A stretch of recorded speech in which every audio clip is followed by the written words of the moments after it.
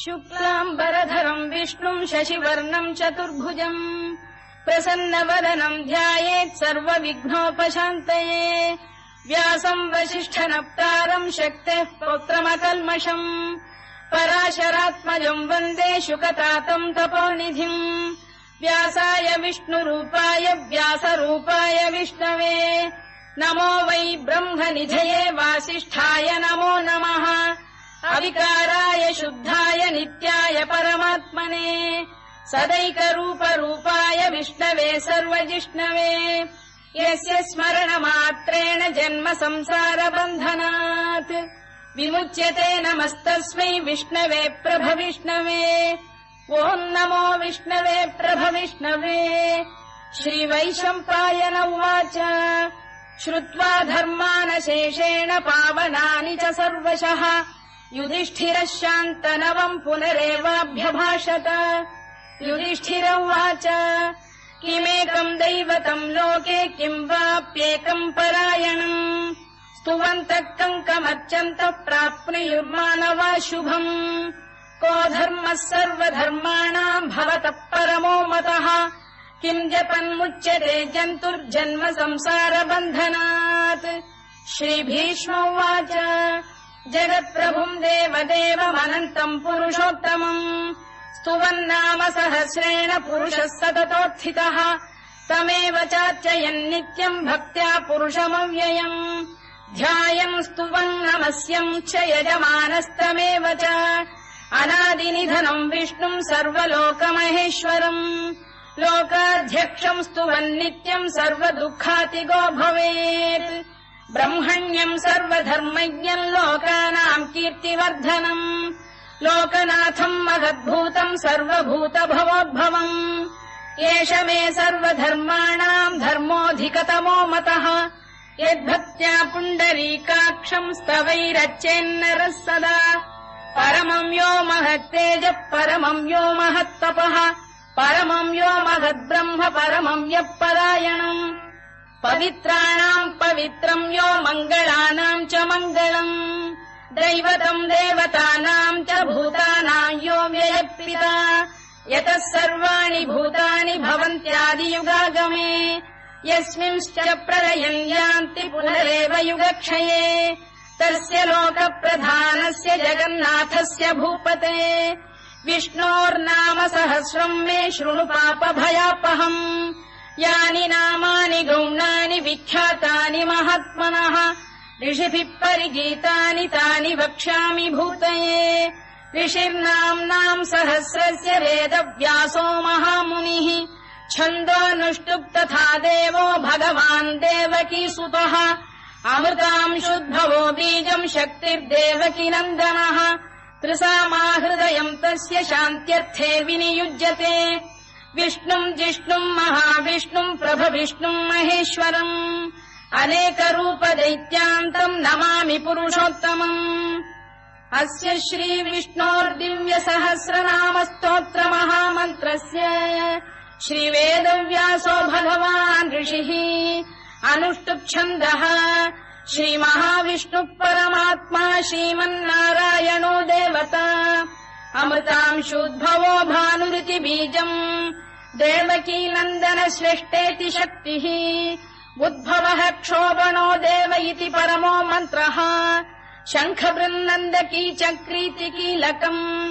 शार्ङ्गधन्वा गदाधर इत्यस्त्रम् रथाङ्गपाणिरक्षोभ्य इति नेत्रम् त्रिसामासामजः सामेति कवचम् आनन्दम् परब्रह्मेति योनिः ऋतुः सुदर्शनकाल इति दिग्बन्धः श्रीविश्वरूप इति ध्यानम् श्रीमहाविष्णुप्रीत्यर्थे सहस्रनाम जपे विनियोगः ध्यानम् क्षीरोदन्वत्प्रदेशे शुचिमणिविलसत्सैकते मौक्तिकानाम् माला क्लुप्तासनस्थ स्फटिकमणिनिभैर्मौक्तिकैर्मण्डिताङ्गः शुभ्रैरभ्रैरदभ्रैरुपरि विरचितैर्मुक्तपीयूषवर्षैः आनन्दीन पुनीयादरिनलिन गदा शङ्खपाणिर्मुकुन्दः भूः पादौ यस्य नाभिर्विहदसुरनिलश्चन्द्रसूर्यौ च नेत्रे कर्णावाशा शिरोद्यौर्मुखमपि दहनो यस्य वास्तेयमब्धिः अन्तस्थम् यस्य विश्वम् सुरनरखगो भोगि गन्धर्व दैत्यैः चित्रम् रम्यते तम् त्रिभुवन वपुषम् विष्णुमीशम् नमामि। ॐ नमो भगवते वासुदेवाय। शान्ताकारम् भुजगशयनम् पद्मनाभम् सुरेशम् विश्वाधारम् गगनसदृशम् मेघवर्णम् शुभाङ्गम् लक्ष्मीकान्तम् कमलनयनम् योगिहृद्ध्यानगम्यम् वन्दे विष्णुम् भवभयहरम् सर्वलोकैकनाथम्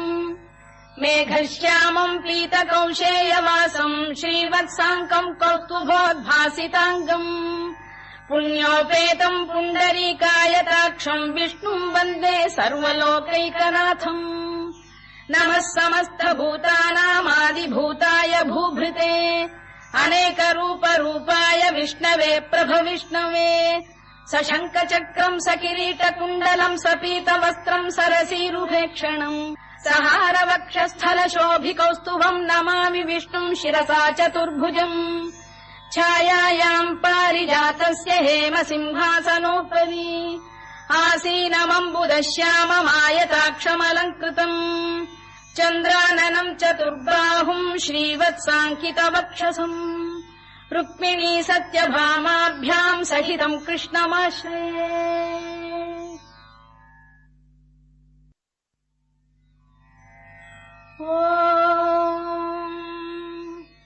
विश्वम् विष्णुर्वषत्कारो भूतभव्य भवत्प्रभुः भूतकृद्भूतभृद्भावो भूतात्मा भूतभावनः भूतात्मा परमात्मा च मुक्तानाम् परमागतिः अव्ययः पुरुषः साक्षी क्षेत्रज्ञोऽक्षर एव च योगो योगविदाम् नेता प्रधानपुरुषेश्वरः नारसिंहवपुः श्रीमान् केशवः पुरुषोत्तमः सर्वः शर्वः शिवस्थाणुर्भूतादिर्निधिरव्ययः सम्भवो भावनो भर्ता प्रभवः प्रभुरीश्वरः स्वयम्भूः शम्भुरादित्यः पुष्कराक्षो महास्वनः अनादिनिधनो धाता विधाता धातुरुत्तमः अप्रमेयो ऋषिकेशः पद्मनाभोऽमरप्रभुः विश्वकर्मा मनुस्पष्टा स्थविष्ठस्थविरो ध्रुवः अग्राह्यः शाश्वतः कृष्णो लोहिताक्षप्रदर्दनः प्रभूतस्त्रिककुब्धाम पवित्रम् मङ्गलम् परम्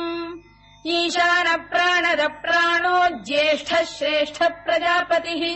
हिरण्यगर्भो भूगर्भो माधवो मधुसूदनः ईश्वरो विक्रमी धन्वी मेधावी विक्रमक्रमः अनुत्तमो दुराधर्ष्य कृतज्ञकृतिरात्मवान् सुरेशः शरणम् शर्म विश्वरेता प्रजाभवः अधः संवत्सरो व्यालप्रत्ययः सर्वदर्शनः अजः सर्वेश्वरः सिद्धः सिद्धिः सर्वादिरच्युतः वृषाकपिरमेयात्मा सर्वयोगविनिसृतः वसुर्वसुमनः सत्यः समात्मा संमितः समः अमोघः पुण्डरीकाक्षो वृषकर्मा वृषाकृतिः रुद्रो बहुशिरा बभ्रुर्विश्वयोनिः शुचिश्रवाः अमृतः शाश्वतस्थाणुर्वरारोहो महातपाः सर्वगः सर्वविद्भानुर्विश्वक्सेनो जनार्दनः वेदो वेदविदव्यङ्गो वेदाङ्गो वेदवित्कविः लोकाध्यक्षः सुराध्यक्षो धर्माध्यक्षकृताकृतः चतुरात्मा चतुर्व्यूहश्चतुर्दंष्टश्चतुर्भुजः भ्राजिष्णुर्भोजनम् भोक्ता सहिष्णुर्जगदादिजः अनघो विजयो जेता विश्वयोनिः पुनर्वसुः उपेन्द्रो वामनः प्रांशुरमोघः शुचिरूर्जितः अतीन्द्रः सङ्ग्रहः सर्गो धृतात्मा नियमो यमः वेद्यो वैद्यः सदा योगी वीरः माधवो मधुः अतीन्द्रियो महामायो महोत्साहो महाबलः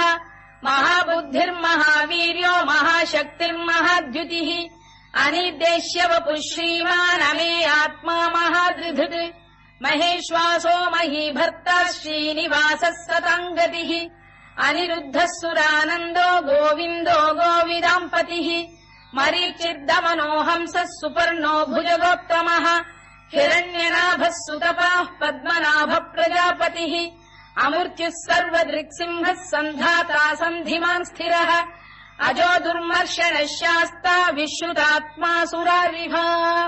गुरुर्गुरुतमो धाम सत्यः सत्यपराक्रमः निमिषो निमिषस्रग्वी वाचस्पतिरुदारधीः अग्रणीर्ग्रामणी श्रीमान् न्यायो नेता समीरणः सहस्रमूर्धा विश्वात्मा सहस्राक्षः सहस्रपात् आवर्तनो निवृत्तात्मा संवृतः सम्प्रमर्दनः अधः संवर्तको वह्निरनिलो धरणीधरः सुप्रसाद प्रसन्नात्मा विश्वधृक् विश्वभुग्विभुः सत्कर्ता सत्कृतः साधुर्जन्मुर्नारायणो नरः असङ्ख्येयो प्रमेयात्मा विशिष्टः शिष्टकृच्छुचिः सिद्धार्थ सिद्ध सङ्कल्पः सिद्धिदः सिद्धिसाधनः वृषाही वृषभो विष्णुर्वृषपर्वा वृषोदरः वर्धनो वर्धमानश्च विविक्तः श्रुतिसागरः सुभुजो दुर्धरो वाग्मी महेन्द्रो वसुदो वसुः नैकरूपो बृहद्रूपः शिपिविष्टप्रकाशनः ओजस्तेजोऽब्जुदिधर प्रकाशात्मा प्रतापनः वृद्धः स्पष्टाक्षरो मन्त्रश्चन्द्रांशुर्भास्करद्युतिः अमृतांशुद्भवो भानुः शशबिन्धुः सुरेश्वरः औषधम् जगतः सेतुः सत्यधर्मपराक्रमः भूतभव्यभवन्नाथः पवनः पावनो नरः कामः कामकृत्कान्तः कामः कामप्रदप्रभुः युगादिकृद्युगावर्तो नैकमायो महाशनः अदृश्यो व्यक्तरूपश्च सहस्रजिदनन्तजित् इष्टो विशिष्टः शिष्टेष्टः शिखण्डी नघुषो वृषः क्रोधः क्रोधकृत्कर्ता विश्वबाहुर्महीधरः अच्युत प्रथित प्राण प्राणदो वासवानुजः अपाम् निधिरधिष्ठानमप्रमत्त प्रतिष्ठितः स्कन्द स्कन्दधरो धुर्यो वरदो वायुवाहनः वासुदेवो बृहद्भानुरादिदेवः पुरन्दरः अशोकस्तारणस्तारः शूरः शौरिर्जनेश्वरः अनुकूलः शतावर्तः पद्मी पद्मनिभेक्षणः पद्मनाभोरविन्दाक्षः पद्मगर्भः शरीरभृत् महर्धिर्वृद्धो वृद्धात्मा महाक्षो गरुडध्वजः अतुलः शरभो भीमः समयज्ञो हविर्हरिः सर्वलक्षणलक्षण्यो लक्ष्मीवान् समितिञ्जयः विक्षरो रोहितो मार्गो हेतुर्दामोदरः सः महीधरो महाभागो वेगवानमिताशनः उद्भवः क्षोभणो देवः श्रीगर्भः परमेश्वरः करणम् कारणम् कर्ता विकर्ता गहनो गुहः व्यवसायो व्यवस्थानः संस्थानस्थानदो ध्रुवः परद्धिः परमस्पष्टः तुष्टः पुष्टः शुभेक्षणः रामो विरामो विरतो मार्गो नेयो नयोनयः वीरः शक्तिमताम् श्रेष्ठो धर्मो धर्मविदुत्तमः वैकुण्ठः पुरुष प्राण प्राणद प्रणव पृतुः हिरण्यगर्भः शत्रुघ्नो व्याप्तो वायुरभोक्षजः ऋतुः सुदर्शनकार परमेष्ठी परिग्रहः उग्रः संवत्सरो दक्षो विश्रामो विश्वदक्षिणः विस्तारस्थावरस्थाणुप्रमाणम् बीजमव्ययम् अर्थोऽनर्थो महाकोशो महाभोगो महाधनः अनिर्विण्णस्थविष्ठो भूर्धर्मयूपो महामखः नक्षत्रनेमिर्नक्षत्री क्षमः क्षामः समीहनः यज्ञयुज्यो महेज्यश्च क्रतुः सत्रम् सताम् गतिः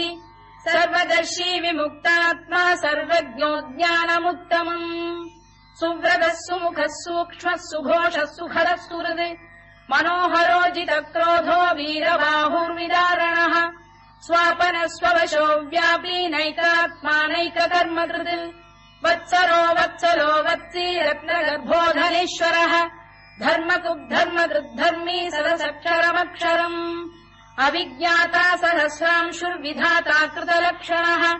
गभस्तिनेमिः सत्तस्तः सिंहो भूतमहेश्वरः आदिदेवो महादेवो देवेशो देवभृद्गुरुः उत्तरो गोपतिर्गोप्ता ज्ञानगम्यः पुरातनः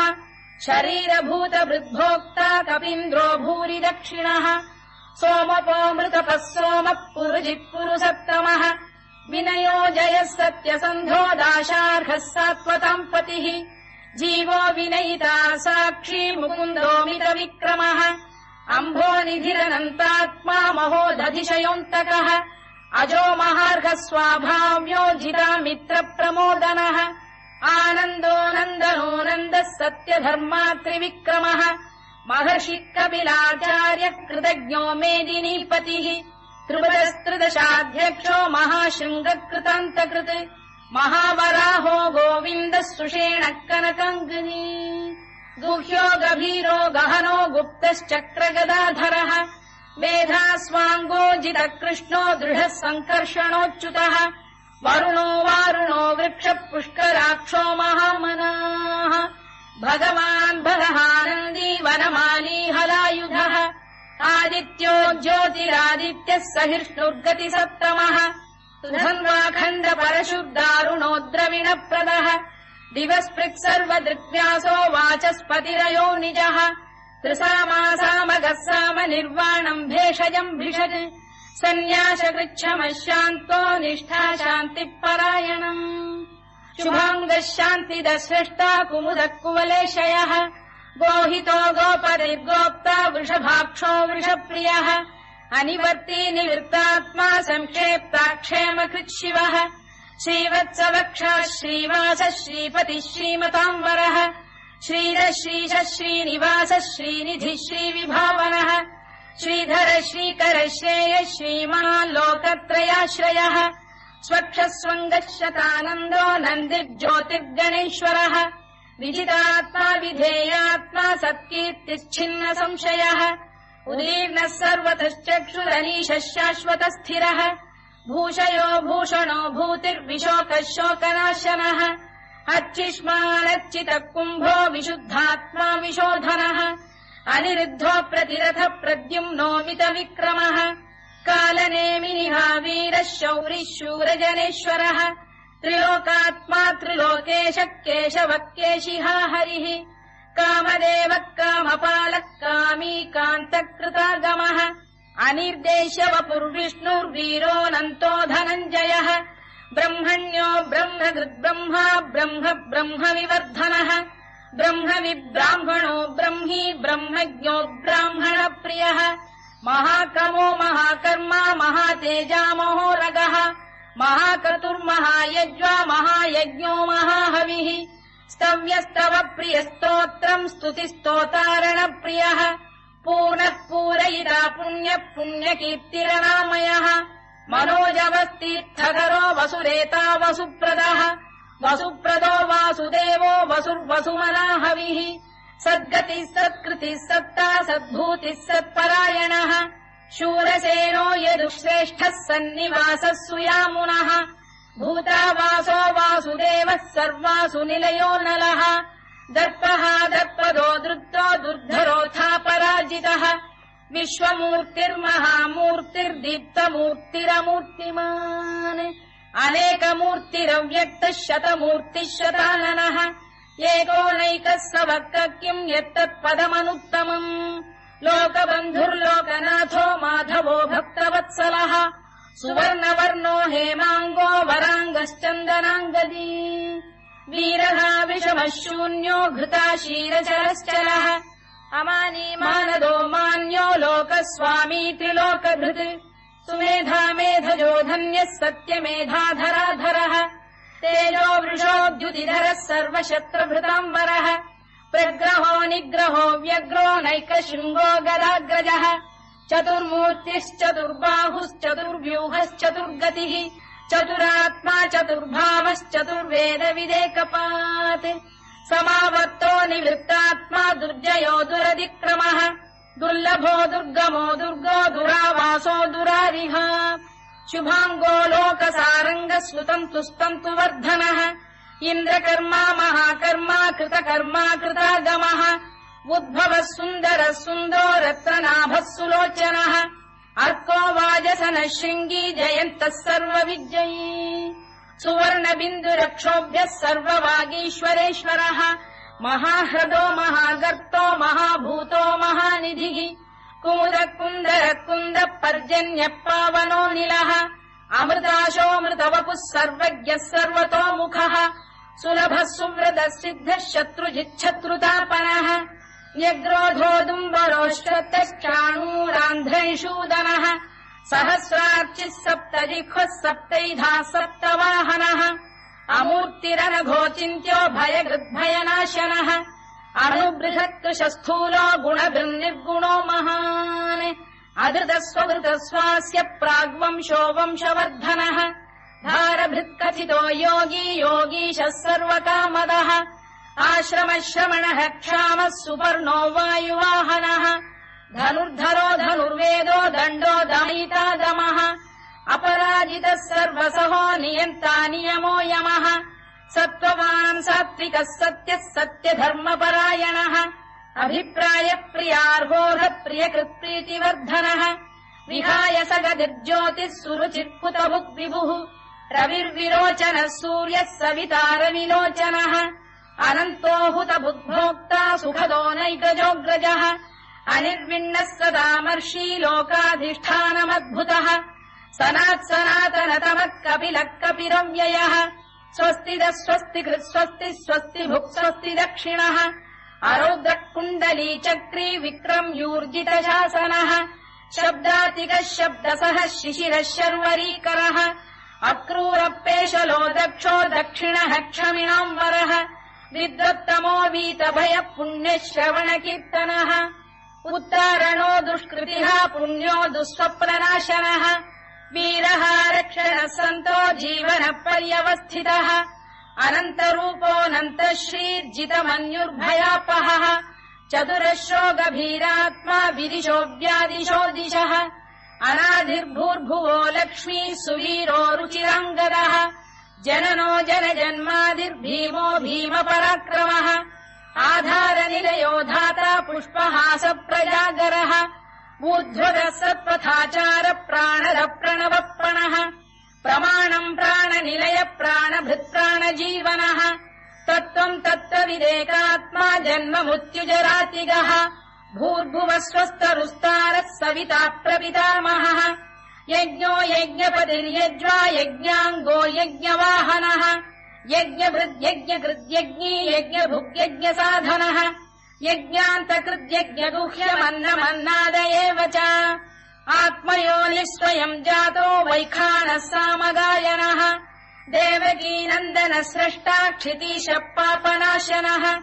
शङ्खबृन्नन्दकी चक्री शार्ङ्गधन्वा गदाधरः तथाङ्गपाणिरक्षोभ्यः सर्वप्रहरणायुधः सर्वप्रहरणायुधवो नम इति वनमाली गरीशाङ्गी शङ्खी चक्री च नन्दकी श्रीमान्नारायणो विष्णुर्वासुदेवोऽभिरक्षतु वनमाली गरीशाङ्गी शङ्खी चक्री च नन्दकी श्रीमान्नारायणो विष्णुर्वासुदेवोऽभिरक्षतु वनमाली गरीशाङ्गी शङ्खी चक्री च नन्दकी श्रीमान्नारायणो विष्णुर्वासुदेवोऽभिरक्षतु इतीदम् कीर्तनीयस्य केशवस्य महात्मनः नाम्नाम् सहस्रम् दिव्यानामशेषेण प्रकीर्तितम् य इदम् शृणुयान् नित्यम् यश्चापि परिकीर्तयेत् नाशुभम् प्राप्नुयात् किञ्चित् सोमुत्रेह च मानवः वेदान्तको ब्राह्मणस्य क्षत्रियो विजयी भवेत् वैश्यो धनसमृद्धस्य क्षुद्रः सुखमवाप्नुयात् धर्मार्थी प्राप्नुयात् धर्ममर्थार्थी चार्थमाप्नुयात् कामानवाप्नुयात् कामी प्रजार्थी चाप्नुयात् प्रजाम् भक्तिमान् यः सदोत्थाय शुचिस्तद्गतमानसः सहस्रम् वासुदेवस्य नाम्नामेतत् प्रकीर्तयेत् यशः प्राप्नोति विपुलम् याति प्राधान्यमेव च अचलाम् श्रियमाप्नोति श्रेयः प्राप्नोत्यनुत्तमम् न भयम् क्वचिदाप्नोति वीर्यम् तेजश्च विन्दति भवत्यरोगोद्युतिमान् बलरूपगुणान्वितः रोगार्तो मुच्यते रोगात् बद्धो मुच्येत बन्धनात् भयान्मुच्येत भीतस्तु मुच्येतापन्न आपदः दुर्गाण्यतितरत्याशु पुरुषः पुरुषोत्तमम् सुवन्नाम सहस्रेण नित्यम् भक्तिसमन्वितः वासुदेवाश्रयो मर्त्यो वासुदेवपरायणः सर्वपापविशुद्धात्मा याति ब्रह्म सनातनम् न वासुदेव भक्तानामशुभम् विद्यते क्वचित् जन्म मृत्युजरा व्याधि भयम् नैवोपजायते इमम् स्तवमधीयानः श्रद्धा भक्ति समन्वितः युज्येतात्मसुखक्षान्ति श्रीधृतिस्मृतिकीर्तिभिः न क्रोधो न च मात्सर्यम् न लोभो न शुभामतिः भवन्ति कृतपुण्यानाम् भक्तानाम् पुरुषोत्तमे द्यौसचन्द्रार्कनक्षत्राखम् दिशो भूर्महो दधिः वासुदेवस्य वीर्येण विधृतानि महात्मनः ससुरासुरगन्धर्वम् स यक्षोरगराक्षसम् जगत्वशे वर्ततेदम् कृष्णस्य सचराचरम् इन्द्रियाणि मनो बुद्धिः सत्त्वम् तेजो बलम् धृतिः वासुदेवात्मकान्याहुः क्षेत्रम् क्षेत्रज्ञ एव च सर्वागमानामाचार प्रथमम् परिकल्पते आचार प्रभवो धर्मो धर्मस्य प्रभुरच्युतः ऋषयः पितरो देवा महाभूतानि धातवः जङ्गमा जङ्गमम् चेदम् जगन्नारायणोद्भवम् योगो ज्ञानम् तथा साङ्ख्यम् विद्या शिल्पादिकर्म च वेदाः शास्त्राणि विज्ञानमेतत् सर्वम् जनार्दनात् एको विष्णुर्महद्भूतम् पृथग्भूतान्यनेकशः त्रीन् लोकान् व्याप्य भूतात्मा भुङ्क्ते विश्वभुवव्ययः इमम् स्तवम् भगवतो विष्णोर्व्यासेन कीर्तितम् पठेद्य इच्छेत् पुरुषः श्रेयत् प्राप्तुम् सुखानि च विश्वेश्वरमजम् देवम् जगतः प्रभुमव्ययम् भजन्ति ये पुष्कराक्षम् न ते यान्ति पराभवम् न ते यान्ति पराभवम् वोन्नम इति अर्जुनोवाच पद्मपत्रविशालाक्ष पद्मनाभसुरोत्तम भक्तानामनुरक्तानाम् त्राता भव जनार्दन श्रीभगवानुवाच यो माम् नाम सहस्रेण स्तोतुमिच्छति पाण्डव सोऽहमेकेन श्लोकेन स्तुत एव न संशयः स्तुत एव न संशयोन्नम इति व्यास उवाच वासनाद्वासुदेवस्य वासितम् भुवनत्रयम् सर्वभूतनिवासोऽसि वासुदेव नमोऽस्तु ते वासुदेव नमोऽस्तु ते ओन्नम इति पार्वत्युवाच केनोपायेन लघुना विष्णोर्नाम सहस्रकम् पठ्यते पण्डितैर्नित्यम् श्रोतुमिच्छाम्यहम् प्रभो ईश्वर उवाच श्रीराम राम रामेति रमे रामे मनोरमे सहस्रनाम तत्तुल्यम् राम नाम वरानने श्रीराम राम रामेति रमे रामे मनोरमे सहस्रनाम तत्तुल्यम् राम नाम वरानने श्रीराम राम रामेति रमे रामे मनोरमे सहस्रनाम तत्तुल्यम् राम नाम वरानने राम नाम वरानन ओन्नम इति ब्रह्मोवाच नमोऽस्त्वनन्ताय सहस्रमूर्तये सहस्रपादाक्षि शिरोरुबाहवे सहस्रनाम्ने पुरुषाय शाश्वते सहस्रकोटियुगधारिणे नमः सहस्रकोटियुगधारिणे नम ओन्नम इति सञ्जय उवाच यत्र योगेश्वर कृष्णो यत्र पार्थो धनुर्धरः तत्र श्रीविजयो भूतिर्ध्रुवा नीतिर्मतिर्मम श्रीभगवानुवाच अनन्याश्चिन्तयन्तो मां ये जनाः पर्युपासते तेषाम् नित्याभियुक्तानां योगक्षेमम् वहाम्यहम् परित्राणाय साधूनाम् विनाशाय च दुष्कृताम् धर्म संस्थापनार्थाय सम्भवामि युगे युगे आर्ता विषण्णाः शिथिलाश्च भीता घोरेषु च व्याधिषु वर्तमानाः संकीर्त्य नारायण शब्दमात्रम् विमुक्त दुःखाः सुखिनो भवन्तु कायेन वाचा मनसेन्द्रियैर्वा बुद्ध्यात्मना वा प्रकृते स्वभावात् करोमि यद्यत् सकलम् परस्मै नारायणायेति समर्पयामि।